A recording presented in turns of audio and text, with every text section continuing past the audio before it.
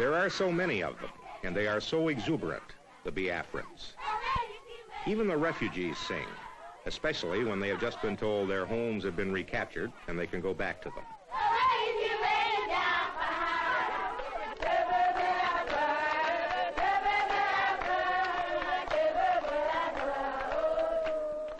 They sing when they get their daily meal.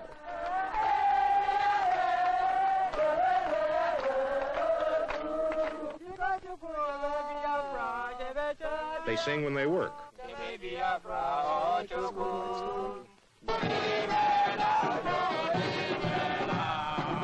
They sing when they practice army marching.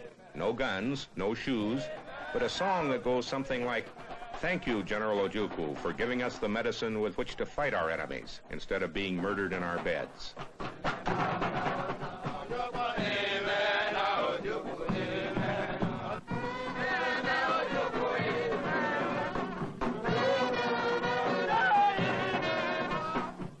A kind of spirit that has kept them going through 2 years of starvation and defeat.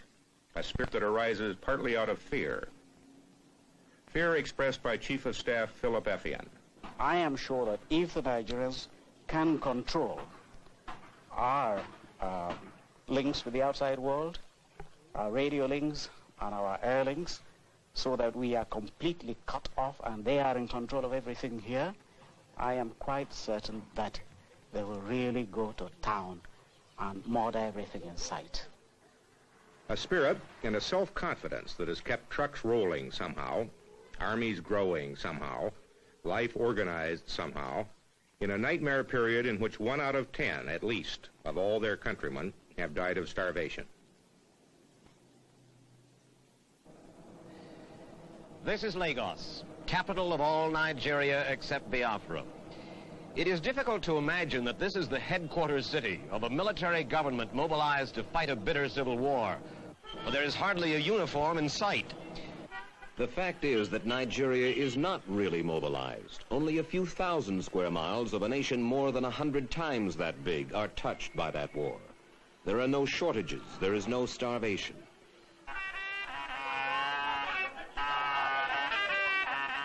In the vast northern stretches of Nigeria, the Muslim prayer day is consecrated as it has been for centuries. And there is not a soldier to be seen.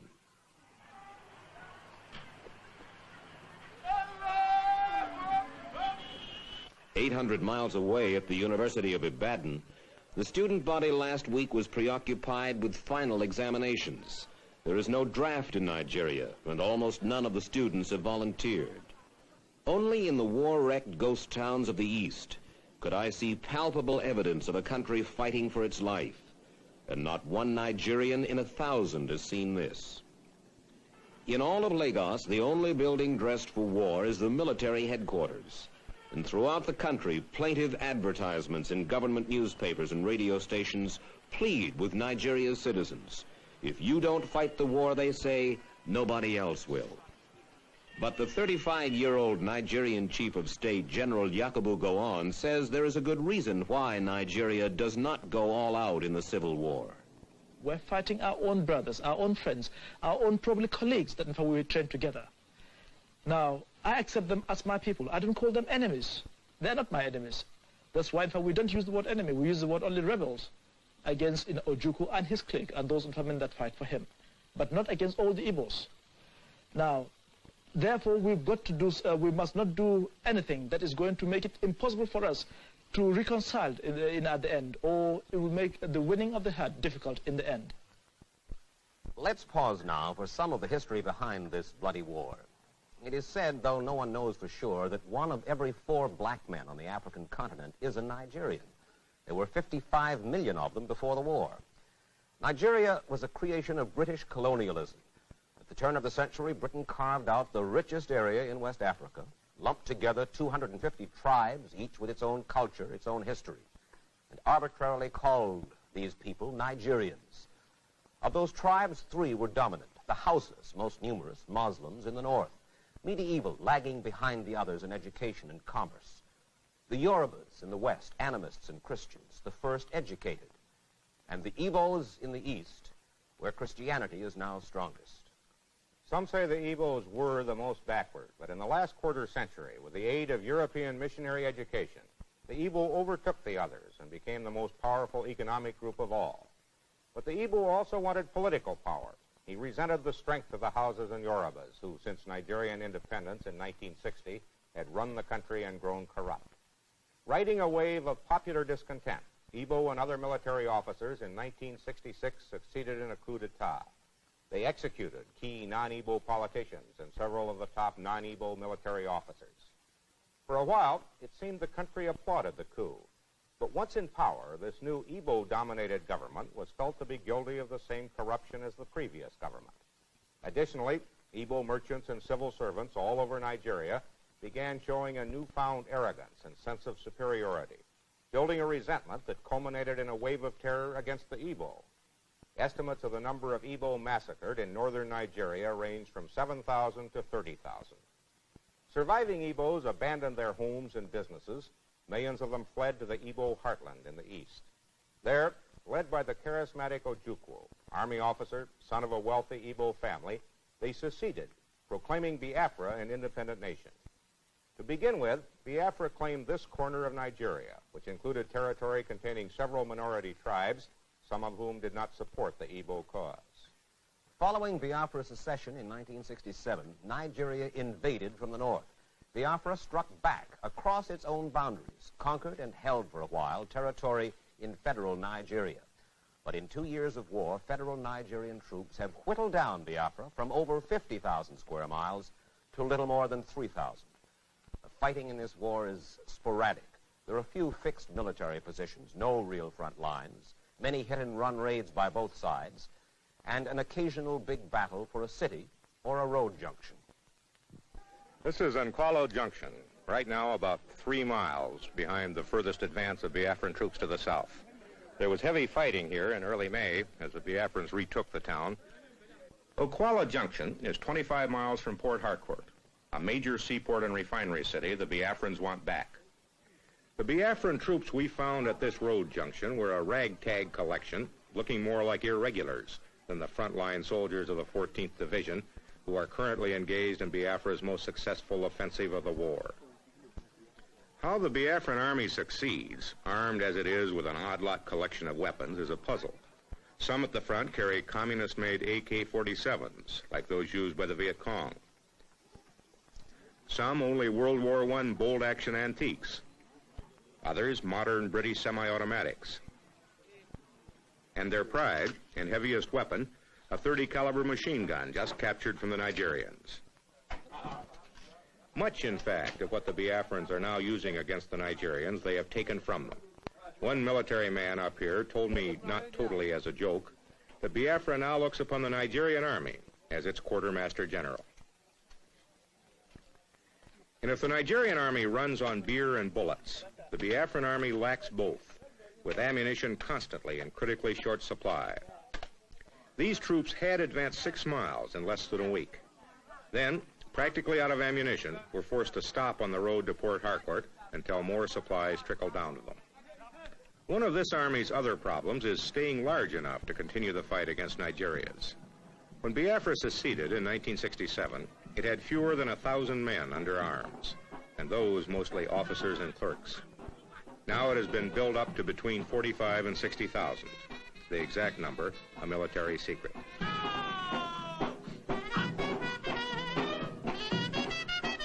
Volunteers made the original army build-up easy. Now conscription of virtually all able-bodied young men is underway.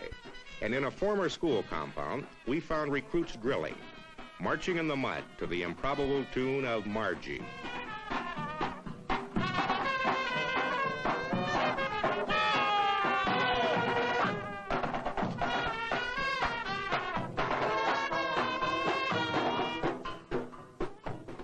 These new soldiers are also taught the rudiments of jungle warfare and ambush, to be used against an enemy which holds most of Biafra's major cities, several vital road links, but not too much of the countryside. The training is basic, but effective. We're going to stop us right by the shoulder here, and we want to defend it.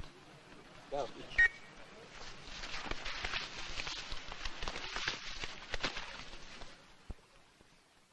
And here I met a young trooper, a very young trooper in the Biafran army. How old are you? I'm 10 years. 10 years old. Yes. Do you know why Biafra is fighting? The Biafra is fighting for survival, sir. Is it going to win? Yes, sir. His spirit and that of this tattered army, driven by fear of genocide which may or may not lie ahead if they lose, plus what must be massive ineptitude on the part of the Nigerian army, is the most probable reason that this war of unequals now has gone into its third year.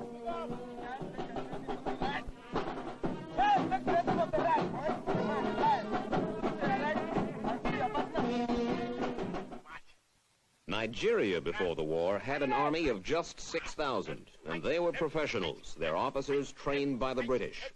They served with distinction as part of the UN force in the Congo. But then Biafra declared its secession, and all of the Igbo officers and men, some of the best, left to become the nucleus of Biafra's army.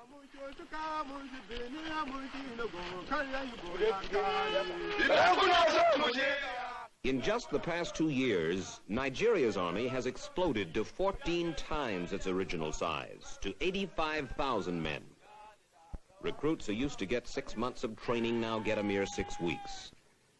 They are volunteers, most of them illiterate, just out of the bush, with little sense of nationhood. Their leaders tell them that they are fighting for one Nigeria, but that does not, it cannot have the same urgency for them that mere survival has for the Biafran.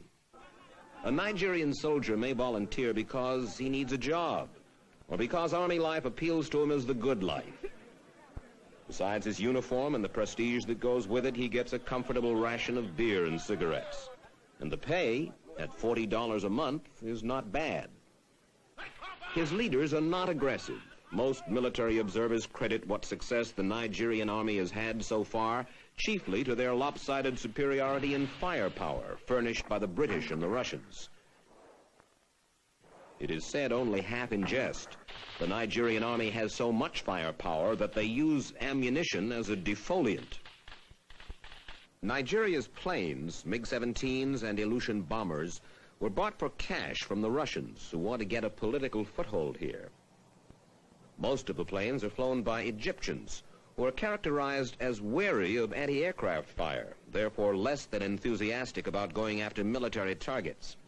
That, it is suggested, is one cause of the high civilian casualties in the air raids on Biafra.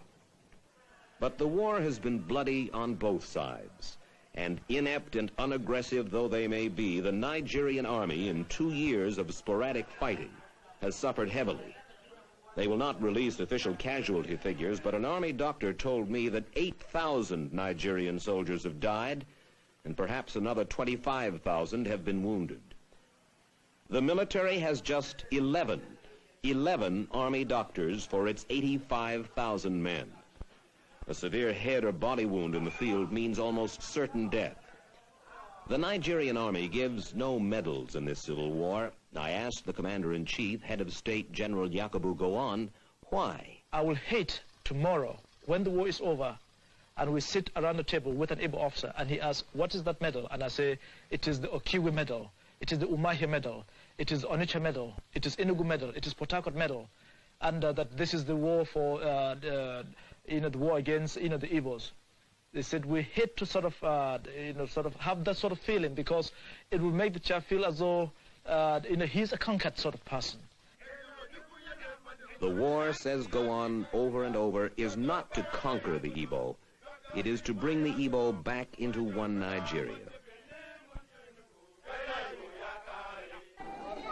One of the two reasons, along with increased military effectiveness, that Biafra is still alive is the fact that not nearly so many people are starving as were last fall. And the reason for that is the emergency airlift sponsored by Catholic and Protestant churches and the International Red Cross. At feeding centers like this, 3 million people, a third of Biafra's population, is fed 1 meal a day, 6 days a week.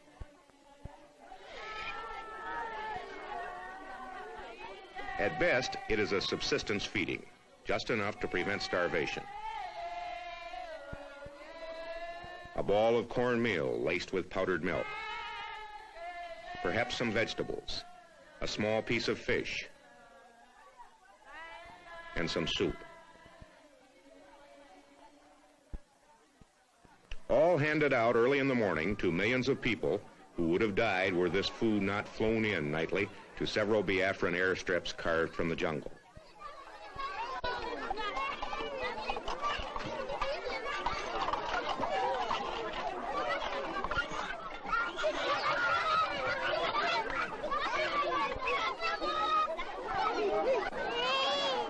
While the relief flights have reduced dramatically the number of children and adults starving to death, down perhaps to 600 a week from the high of several thousand a week last year, the dying continues. In clinics like this all over Biafra, youngsters in the final stages of severe malnutrition still die, as did several of these during our week in Biafra. Not enough food is being flown in, not enough grown, and for many, what there is now just too late. This bush clinic is run by Father Kevin Downey. After 14 years in Africa, he and fellow missionaries were ordered to leave Biafra in 1967 by the Irish ambassador. They stayed, as did Protestants of other nationalities, and they, in the main, have been responsible for keeping Biafra from starving to death. How hard has the war been on the Igbo civilian population? How many people have died, would you think, Father? I would think that we've gone into the 2nd million. I am not a statistician, and it's very hard to talk about millions, but I think that it's, according to the experts here, I think that they've gone into the 2nd million.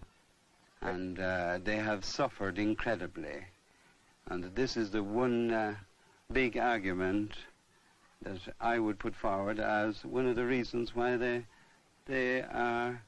want to survive on their own, and they want to live on their own. They could not have suffered so long and so much without having a purpose. To augment the relief airlift, Biafra has formed a 2nd army to work the land. It is planting wherever it can. Here in virgin territory, where no crop ever grew before, young men employed by relief agencies and the government are breaking ground to plant corn, rice, yams, melons, anything else that might grow.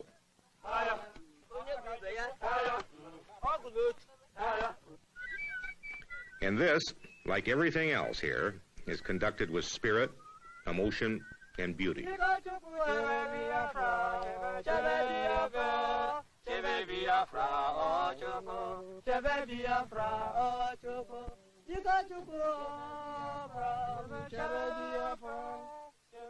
It's clear that as long as this war goes on, the starvation will too. Any break in the relief airlift, I was told, any crop failure in the next few weeks, and graveyards like these that dot Biafra and contain the bodies of the young and innocently dead will multiply.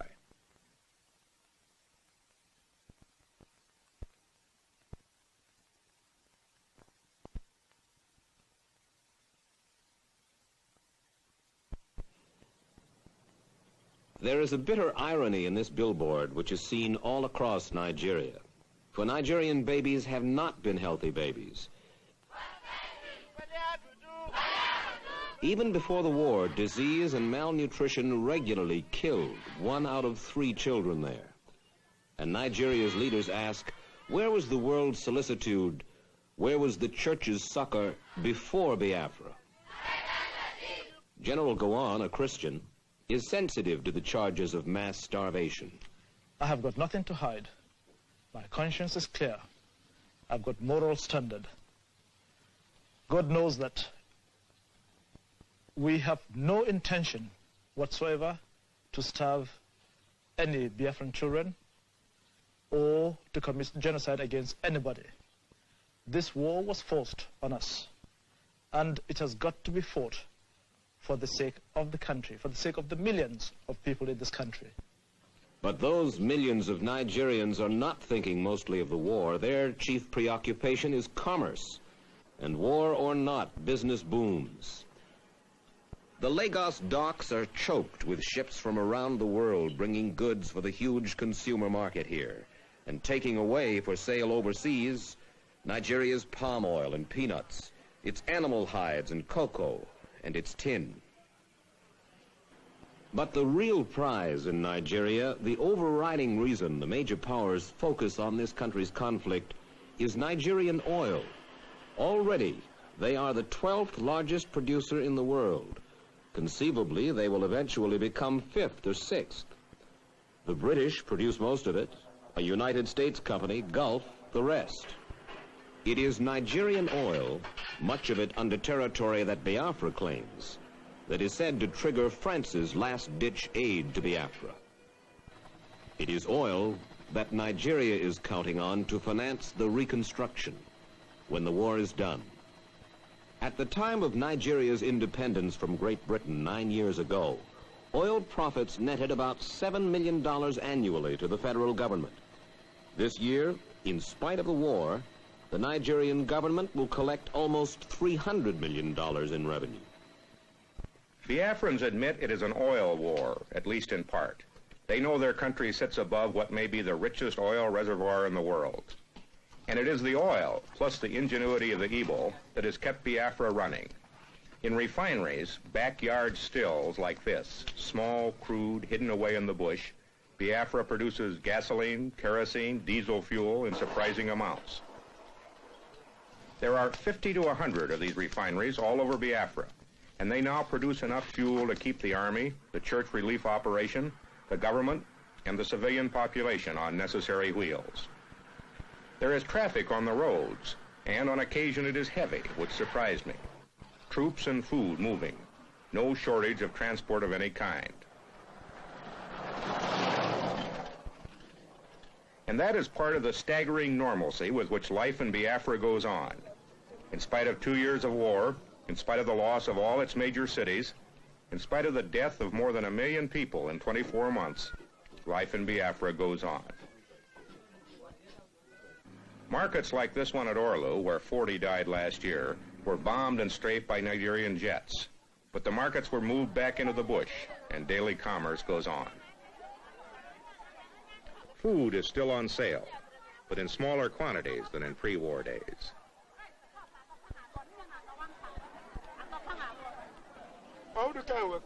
Basic services are still being sold for Biafran pounds. Wartime inflation has forced prices up. Clothing costs have tripled. Cigarettes sell for $20 a pack. Inflation aside, life in Biafra is so normal that even the judicial system has not faltered. Back in the bush, a civil trial to settle a land dispute. Hardly the thing we thought we'd find in a supposedly defeated country about to be overrun.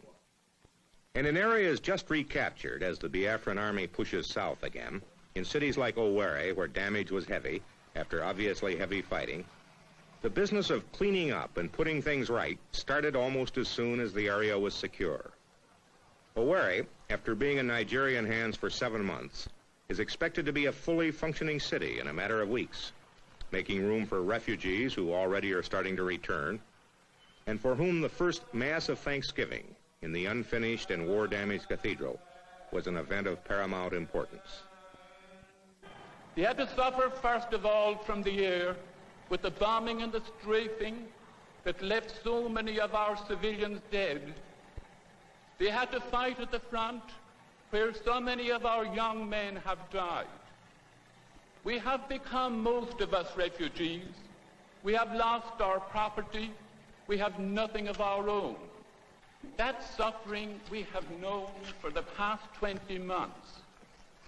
That suffering we still have. But we live in hope that that Holy Spirit will come down on us, that he will enlighten the minds of our leaders, and that they will lead us to a true and just and lasting peace.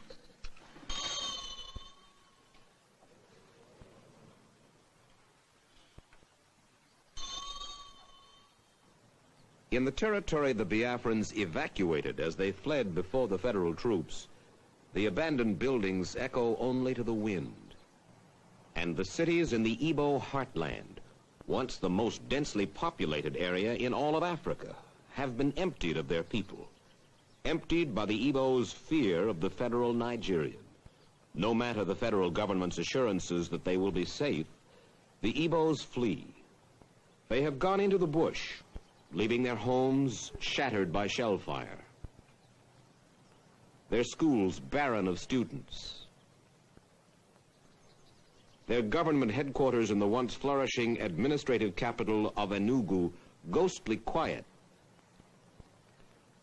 Nothing is left here now but a few scattered refugee camps and the federal troops who garrison the eerie and deserted miles of road and bush. At Abakaliki, a district administrator stayed behind. His mother and father are with the Biafrans, but he and his wife, Igbos, cast their lot with the federal Nigerians. A divinity student, he told me that the Igbo, the Biafran, feels it appropriate that he be likened to the Jew. If we are to be likened to the Jews as we like to be, it means we are a chosen people. We are the people with the grace of God in Nigeria. Sorry, this is not being proud or selfish. Now, if we lose the trend, which is making others realize the goodness in surrendering ourselves to God and in living according to God's law, which is love, it is then that we fail. And this is what happened. With our drive and our punch and our talents, we tended to put what we should have put first last, which is God. And we put material things, money, houses, positions, human esteem, we put them first and put God last. And this is why the punishment has come, as it has come in the history of the Jews. Each time they failed and forgot their God, they were punished by a war on them, as we are being punished now by a war on us. Nowhere was the war's punishment more devastating than in the commercial city of Onitsha. In this comfortable and sophisticated town perched on the east bank of the Niger River, thousands of Igbo merchants built their fortunes by hard work. The Igbo is a commercial man, and this market at Onitsha, the biggest market in all West Africa, was a monument to his enterprise. When the British author Elspeth Huxley came here, she wrote, "Anything can be bought in this market, from an elephant to an admiral's uniform. There is no difficulty about nylons or about raw meat, whiskey, gold earrings, avocado pears, Irish turkeys, penicillin, or anything else." When the Biafrans left here, they burned the market. What the Igbos failed to burn, the federal Nigerians took care of. Not a building in Onitsha is unscarred. The federal troops inherited just a skeleton, a ghost town. And in the city plaza lies the fallen statue of Nnamdi Azikiwe, Nigeria's first and only president, himself an Igbo. He now lives in London. This bridge across the Niger River was the link. It was also a dividing line between the Igbo East and the rest of Nigeria. The Biafrans, the Igbos, blew it up to keep it from serving federal Nigeria. The bridge can be repaired. But what about the bitterness between the Igbo and his countrymen? Reconciliation and reunification seem at the moment impossible. At least that's the feeling we got in Biafra. The people simply believe that if they surrender or lose, they'll be killed. Biafra's leaders told me their rock-bottom condition for peace is a referendum in the disputed areas to be guaranteed by some third party. But many observers feel that Biafra would come to the peace table without that referendum if she felt her military position were better and the safety of her people guaranteed. I came away from Nigeria convinced that genocide is not on the mind of her leaders or her people. They know they need the talents of the Igbo and they want them back. They fear an independent Biafra on their flank as a potentially hostile state with expansionist yearnings. And it must be said, there is growing impatience among Nigerians now at the slow pace of the war, and one would expect that pace to pick up in coming months. They've been stung by the recent air raids of Biafra's miniature Swedish volunteer air force, and they'll make an all-out effort, General Gowan told me, to take out the Biafran airstrips from which those planes fly and into which supplies and weapons for Biafra are flown each night. To end this war soon, we conclude it will take a genuine effort by the major powers, perhaps by the United Nations. It will be up to the countries now supplying both sides with arms to stop. It will be up to someone to guarantee the safety of the evil after a truce and as the negotiations begin. The United States conceivably could take the lead because this country has studiously avoided any military involvement in the war, aiding Biafra's relief airlift while backing Nigeria politically.